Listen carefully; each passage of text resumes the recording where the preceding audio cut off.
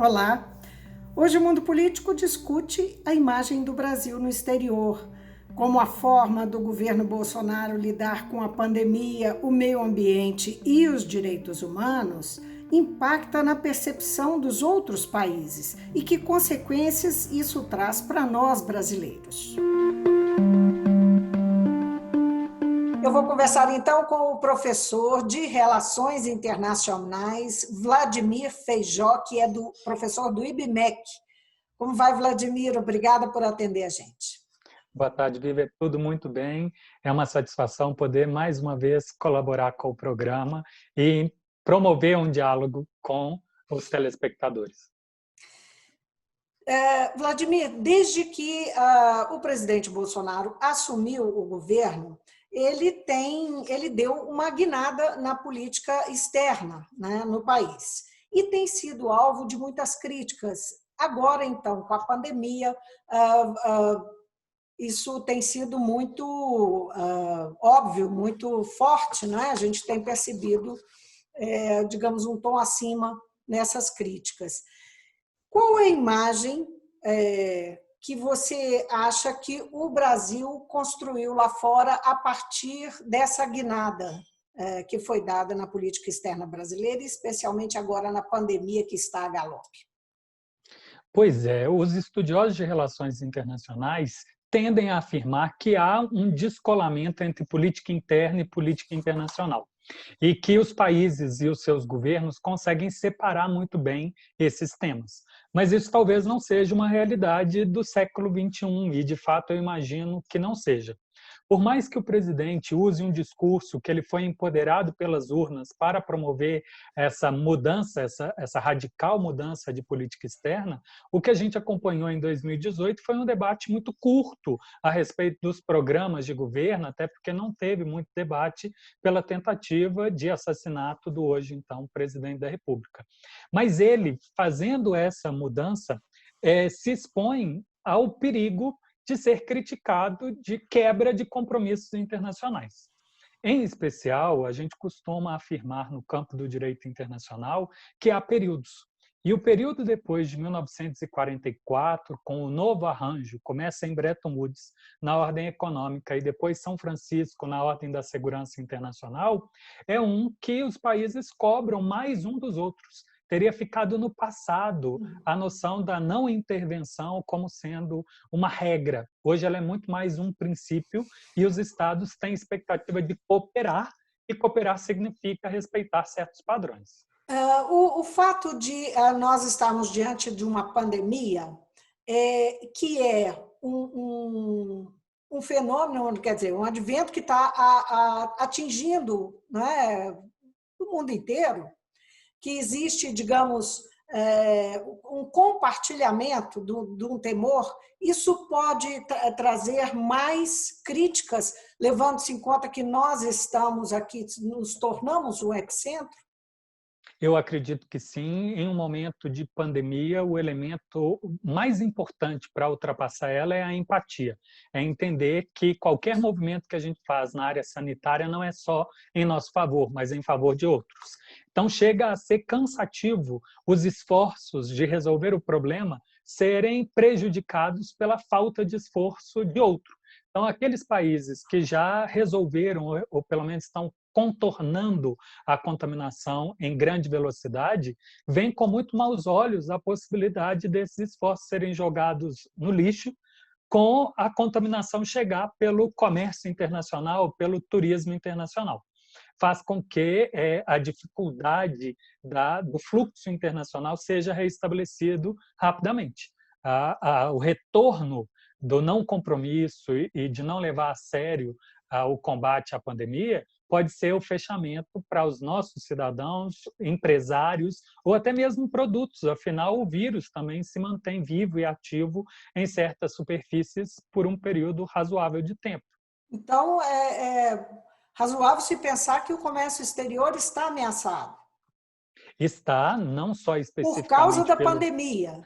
por causa da pandemia, pela resposta, pela demora do Brasil controlar, ou seja, está num ritmo mais lento de propagação da doença, um número menor de casos por dia, e em especial um número transparente, né, fidedigno, mas a gente tem que pensar o grande esquema de coisas. A resposta da pandemia tem se mostrado pelas pesquisas de opinião também afetado a popularidade do presidente e do governo. E isso tem reflexo, certamente, no custo político, no custo das reformas que ele precisa e o que o mercado também espera, em especial com o comércio internacional, a conexão. Agora, tem outros elementos aí que podem, digamos, ser associados a essa visão externa, essa imagem que o Brasil está construindo, que pode vir a atingir o comércio exterior, como, por exemplo, os atritos recentes com a China e com a Argentina, que são parceiros importantes do Brasil. Isso pode vir associado? Como é que você enxerga essa perspectiva para nós? Qualquer política externa ela deve ser projetada no médio e longo prazo. As ações feitas agora têm consequências imediatas, mas têm desdobramentos muito adiante. A construção de novas parcerias comerciais é sempre muito bem-vinda. O Brasil, inclusive, era celebrado por esse movimento desde a década de 90, de diversificar os parceiros, diversificar as pautas, com isso, inclusive, reduzindo as chances e os perigos de contaminação de uma crise internacional da nossa economia, como aconteceu com muita frequência na década de 70, 80 e até no início da década de 90. Mas dentro desse processo, nós construímos parcerias mais sólidas do que outras. Mesmo na tentativa de distribuir ou diluir, nós temos no Mercosul um núcleo importante do comércio internacional e com o Extremo Oriente, em especial com a China, um outro núcleo. Especificamente com a China, de produtos primários, extrativistas, esses que já sofrem bastante com a flutuação dos preços das commodities. Afastar-se da China hoje significaria ou criar atritos com a China, e não é possível imaginar que a China não tenha outras alternativas. Nós temos concorrentes dos nossos produtos, tanto nas Américas, quanto na África e na Oceania também. Afastar da China pode significar não ter um outro mercado consumidor, não ter para onde vender. Exportar. Exatamente. E o mercado interno não absorve no volume que o comércio internacional oferta. Da mesma forma, os parceiros do Mercosul, em especial o regime automotivo, que é uma pauta importante do sul-sudeste do Brasil e da Argentina, teria dificuldade de encontrar novos parceiros, novo esquema, inclusive, de coprodução, já que as fábricas que aqui estão contam com não só mercado consumidor argentino, mas também de autopeças que vêm de lá. O acordo com a União Europeia, do Mercosul com a União Europeia, o futuro dele está ameaçado pós-Covid?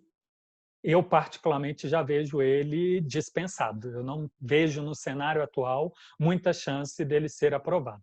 Primeiro, porque a Argentina também já deu uma espécie de moratório, uma pausa de negociação de novos acordos. Eu não sei se parceiros vão querer fazer parte de um acordo que é quadrilateral, né? Brasil, Argentina, Paraguai e Uruguai, sabendo que pode ser que a Argentina abandone os acordos que estão já presentes.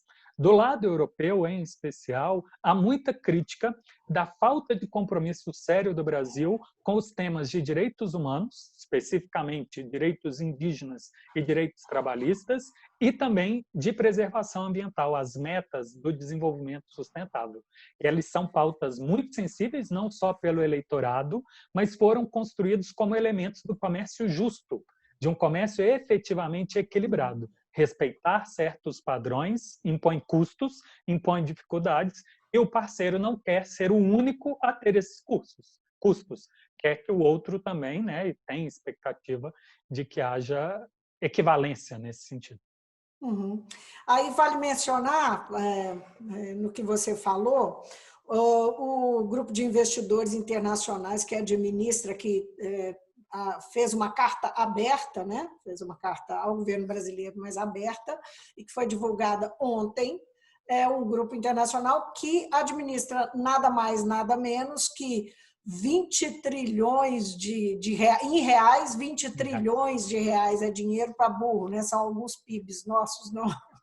É Uma coisa desse muito tipo. dinheiro, É muito dinheiro em dinheiro. especial, Esse é que não o é recado. especulativo. Uhum. O recado, só completando, o recado deles, eles manifestam preocupação com o desmatamento da Amazônia e com a situação dos povos indígenas, na direção disso que você está falando, que é a questão ambiental e a questão de direitos humanos, que também está Ô, Vivi, relacionada com aquela região.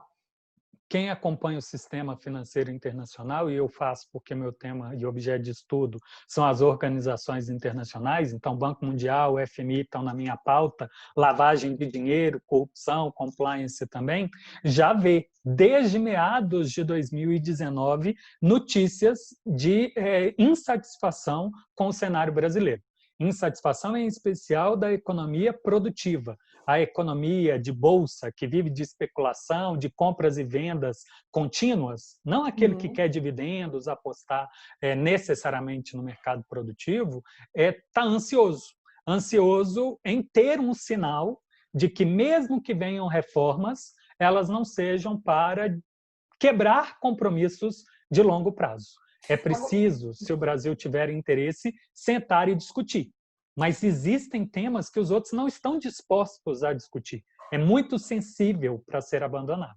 Agora, essa carta pode também ser uma ameaça para atração de investimentos. Pode representar uma ameaça, né? Para o Brasil ter dificuldades de atrair investimentos. Ela é direta e ela é intencional. Ter enviado para Ministérios de Relações Exteriores de países é o mercado, esses fundos de investimento, dando notícia. Tentamos, usamos das nossas ferramentas, demos entrevista. Semana passada saiu uma na Reuters. Essa semana, ontem, saiu a notícia de 7, que depois viraram 23 fundos de investimento, mandando notícia para a diplomacia, dizendo: precisamos do apoio dos governos, dos nossos governos nacionais. Nós somos agentes econômicos que representamos interesses de cidadãos e investidores que pautam as suas escolhas com base em leis, com base em tratados internacionais, como eu disse, que cuida de corrupção, que cuida de direitos humanos, que cuida de desenvolvimento sustentável, para garantir uma justiça nesse processo econômico. Então, queremos que o governo também pressione. Só para clarear, para quem não acompanhou isso, diz respeito a Estados Unidos, Japão e mais 7 países da Europa? 7 países dentro da Europa, exatamente. Pelo menos o que a gente já teve notícia, né? Não imagino que... É isso. E vão ocorrer reuniões, né? Eles estão marcando reuniões para breve aí, para discutir a questão. Exato. Vivian, se você me permite voltar à sua primeira pergunta, há um pequeno descompasso entre a nossa particular de cidadão, de pessoas, de como o mundo nos vê e como a gente efetivamente é visto. O Brasil era um ator de segundo plano, e realmente era de segundo plano, e durante 2003, um período de cenário pós-11 de setembro, que se buscou novas vozes no mundo, o Brasil aproveitou disso e se viu como estrategicamente aproveitador do cenário de ser porta-voz dos países do Sul. Então, nós ganhamos relevância e o mundo passou a nos olhar com mais atenção, não por sermos só nós, mas por a gente estar negociando em nome de outros países. Foi a política dos governos Lula. Exato. E o mundo, ao olhar para a gente, olhou do jeito deles. E falar de Brasil é falar de floresta amazônica. É muito sensível. A gente não pode deixar de cuidar disso. O tema de desflorestamento, o tema de preservação ambiental, ele não é só interessante para Minas Gerais, que a gente precisa da água, da umidade que vem de lá, mas ele é um tema que o mundo como um todo olha fazendo uma meia-culpa da relação humana com o meio ambiente e da essência ou da interconexão entre todos os ecossistemas. Assim como o Brasil é vigiado na Amazônia, a África é vigiada no dela, as águas europeias são vigiadas no deles, a Oceania também é vigiada nos oceanos, em especial os corais. Então, não dá para dizer que somos apenas nós sofrendo com entraves no crescimento econômico por ter que preservar o meio ambiente. O compromisso é global. Mas sobre o Brasil, o desmatamento e a falta de transparência sobre isso é algo que se olha com lupa. E a gente deixar derrapar nisso aí é prejudicar muito a nossa inserção internacional. Que peso tem o que está acontecendo, as denúncias que estão acontecendo? Você mencionou aí que acompanha a questão da compliance e também da corrupção, né? De como os organismos olham para a corrupção nos países. Nesse momento, a família Bolsonaro está sendo relacionada a atos de corrupção e até de crimes, de banditismo, ligações perigosas e tal. Como é que isso reverbera ou se reverbera lá fora, na nossa imagem? Em especial, circulou muito no Brasil, em alguns círculos internacionais, um áudio à época do governo Temer: vamos estancar a sangria, é preciso fazer mudanças porque o combate à corrupção está ameaçando a classe política como um todo. O tal Centrão, que inclusive o presidente lançou-se como candidato, fazer diferente, hoje se aproxima, corre muito risco de ter a imagem desgastada, não só interna, como internacionalmente, ao se aproximar dele.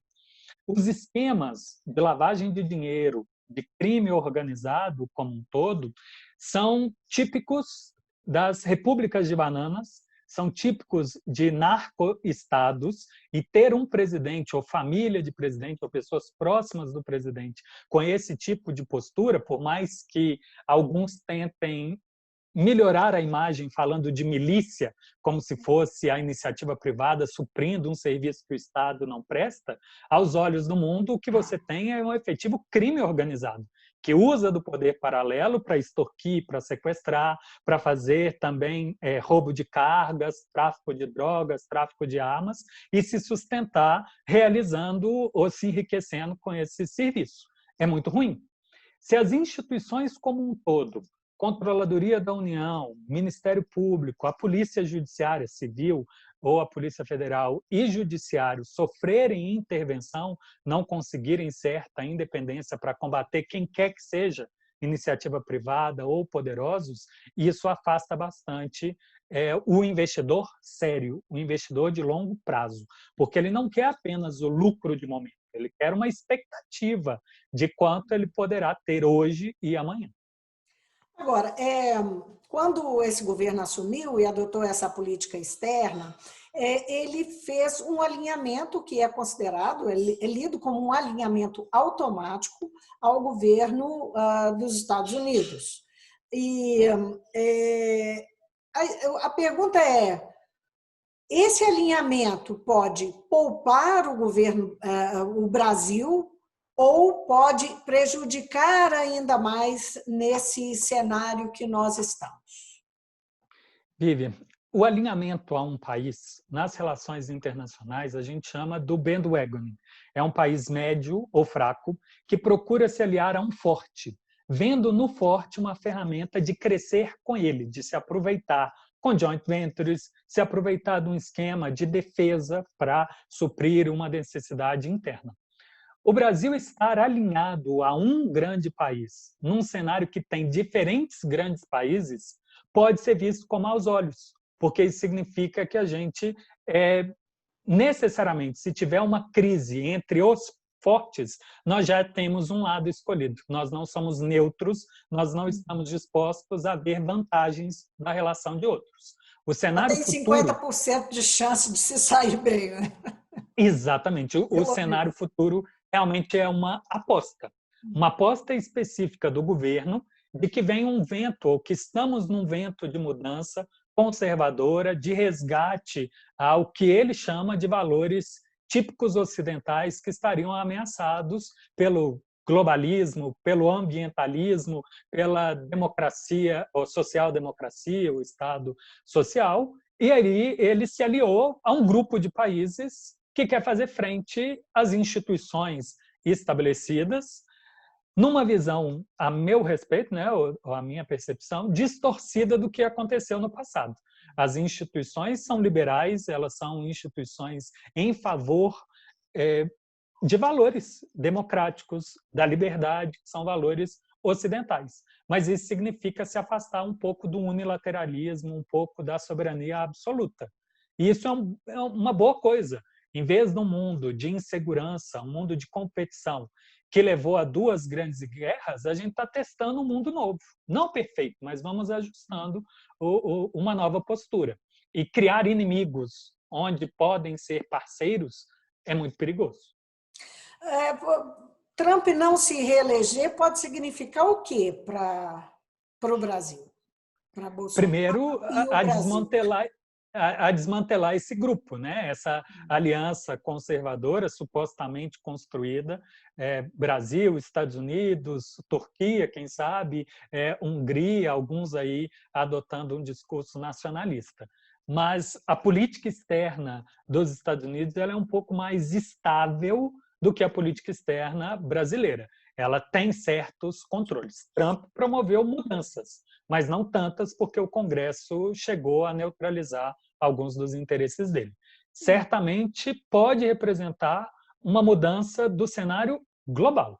Trump hoje segue discursando que quer afastar os Estados Unidos de problemas secundários, reduzir a presença militar.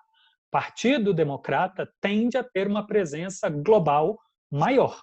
E essa presença, se for militarizada, pode gerar atritos com grandes rivais. A Rússia, a China, que já não anda muito bem, mas um distanciamento causa menos tensões, mais presença americana, caso o Biden faça um revertério com mais presença militar, o que não me parece no curto prazo seria, pode gerar uma tensão global maior. O Brasil teria que rediscutir a sua presença no mundo. Tem se usado muito essa na crítica, né, à condução da política externa e o que nós estamos vivendo em termos de essas críticas à situação do Brasil, à imagem do Brasil, que a gente fica preocupado com ela, está muito ligada a como os veículos internacionalmente têm retratado o país e as críticas que têm surgido lá. E surgiu aí uma expressão, né, de que o Brasil está se tornando, ou dependendo de quem fala, um pária internacional. Você acha que existe esse risco? Porque pária é um pouco pesado, né? É um alijamento completo, né? O pária passa a impressão de que alguém realmente não quer falar conosco, ou portas estão se fechando, podendo chegar ao grau máximo mesmo de isolado, muito mais próximo de uma Coreia do Norte, esse sim é um pária com pouquíssimos parceiros, com pouquíssimos diálogos. Mas é um tanto quanto constrangedor ser visto com diplomatas brasileiros, porque houve um abandono de uma cultura, de uma prática de respeitar o histórico, de país neutro, de país que prefere um posicionamento de diálogo. E os diplomatas brasileiros aparentemente estão vindo com um discurso pronto, estão interrompendo reuniões de conferências internacionais, interrompendo palestras para fazer o que parece ser uma propaganda personalíssima da pessoa, do presidente ou de um ato específico, em lugar de falar em nome da diversidade que é o Brasil, da diversidade das relações que o Brasil tem, tanto sul-sul quanto também com países desenvolvidos, o que faz com que os diplomatas não tenham tanta vontade. Se o discurso já está pronto, se já tem uma mensagem única, para que conversar com esse diplomata? Então, pelo menos em público, isso não tem acontecido. Se ela se mantém no segundo e no terceiro escalão, as portas fechadas, nas festas, isso não aparece no noticiário. Como é que isso tem reverberado na América Latina? O Brasil sempre ocupou um lugar, pela própria, pelo tamanho dele, pela expressividade geográfica que tem, ele ocupou a liderança nessa região. Como é que isso reverbera, esse discurso diplomático reverbera na América Latina? Vivian, particularmente, eu acho que essa história do Brasil, líder da América Latina, é algo recente. A gente, desde a independência, teve que acalmar um pouco os nossos vizinhos. Começamos mal, nos chamando de império. Isso passa a mensagem que a gente não estaria disposto a preservar as fronteiras, estaríamos dispostos a avançar. E assim fizemos, inclusive, até na República, né? 1903, a última expansão territorial. E depois adotamos uma postura mista na relação global, nos afirmando como potência, sem efetivamente ser aquela potência líder de um grupo, né? O porta-voz da América do Sul em especial. Isso começou na década de 70, quando fizemos a própria meia-culpa de que estava indo muito mal na resposta do regime depois de 68, de ver inimigo em tudo quanto é lugar, de perceber que, inclusive, na disputa Estados Unidos-União Soviética, se a gente alinhasse, perderíamos oportunidades no sentido de explorar parcerias, onde quer que seja. E tentamos construir uma visão, fomos aos poucos mostrando como parceiros, abrindo os nossos livros, incentivando brasileiros a fazer comércio, a fazer turismo com os vizinhos. Mas os ventos dos anos 2015 em diante, do grande embate político, esquerda-direita, por assim dizer, causou alguns remorsos, causou alguns distanciamentos. E nessa idas e vindas, que outros países já tiveram, de direita virou esquerda, virou direita de novo, virou de esquerda, nisso aí a gente está num cálculo de rearranjo. Mas no ano de 2018, a gente teve um revés muito grande, o encerramento da Unasul, que era um fórum que obrigava os países, aliados ou não, a conversarem, a obrigatoriamente ter que se encontrar todo ano para aparar as arestas. Então, hoje, a gente está num jogo de formação de novas ferramentas, de novos institutos, sem efetivamente ter a obrigação de parceria. Então, eu não afirmo nem que o Brasil está com maus olhos, nem bons Isso olhos. está sendo feito? Isso está sendo feito, mas com todas as instabilidades. A gente não tem um vento de estabilidade. Nós tivemos mudanças abruptas de governo no Paraguai, mais recente agora na Bolívia. O caso do Brasil passou por um processo de impeachment também. O México, uma mudança, um rumo, né, de liderança ideológica, que faz uma certa pausa de rearranjo. Junto do cenário internacional de crise econômica desde 2008, agora com a crise da pandemia, disputa Estados Unidos, China e com a circunstância interna de cada país, eu vejo o arranjo diplomático da América do Sul demorando provavelmente uma década para se rearranjar. São tímidas. Esse novo lugar que o Brasil ocupa internacionalmente, você acha que isso é deliberado, né? Que é uma escolha, até que isso parte de uma estratégia do governo, porque fala-se muito da postura do presidente da República e da condução do governo dele, o núcleo ideológico dele, que tem aí que trava uma guerra permanente, uma guerra cultural e tal. É deliberado em relação ao mundo também, ou é só um sintoma? Não, isso é algo que a gente vê sintomas ao redor do mundo, fazendo a academia procurar cada vez mais indícios de que está tudo coordenado. Anteontem, na Argentina, teve um incidente avançando sobre a embaixada da China e a pessoa que estava dentro do carro com explosivos usou as mesmas expressões que o núcleo ideológico usa aqui no Brasil. É preciso combater o globalismo, é preciso combater o comunismo liderado pela China como um todo.